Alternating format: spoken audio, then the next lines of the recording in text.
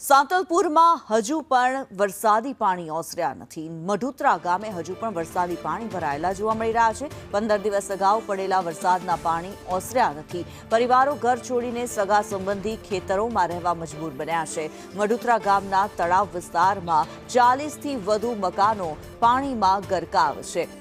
યશવંત વધુ વિગતો સાથે જોડાયેલા છે। યશવંત, મઢુત્રાની જે પરિસ્થિતિ છે તેના વિશે આપની પાસેથી જાણવા માંગીશું।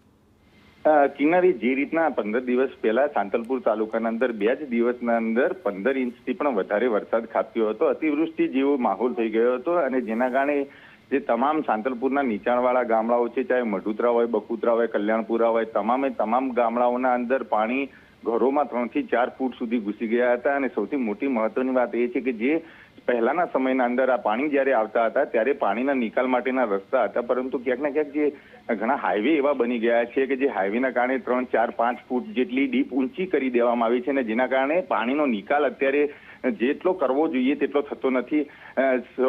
જે સ્વાભાવિક રીતે વાત કરવામાં આવે તો આ વખતે જે વરસાદ પડ્યો હતો તે વરસાદના અંદર 2 થી 3 મુશ્કેલીઓ સર્જાઈ હતી આ તમામ ગામડાઓના અંદર, કારણ કે ઉપરવાસમાં પણ એક તો ભારે વરસાદ હતો જેના કારણે તમામ ગામડાઓને ભારે મુશ્કેલીનો સામનો કરવો પડ્યો હતો। બીજી બાજુ જે ત્યાંના સ્થાનિક એક ગામડા હતા એ જે ગામનું તળાવ પણ ફાટ્યું હતું, જે ગામનું તળાવ ફાટ્યું હતું જેના કારણે આ તમામ ગામડાઓના અંદર પાણી વધારે પડતા ઘૂસી ગયા હતા। અને બીજી બાજુ 15 ઇંચથી પણ વધારે વરસાદ પડ્યો હતો। 3 બાજુની માર પડી હતી આ તમામ ગામડાઓને।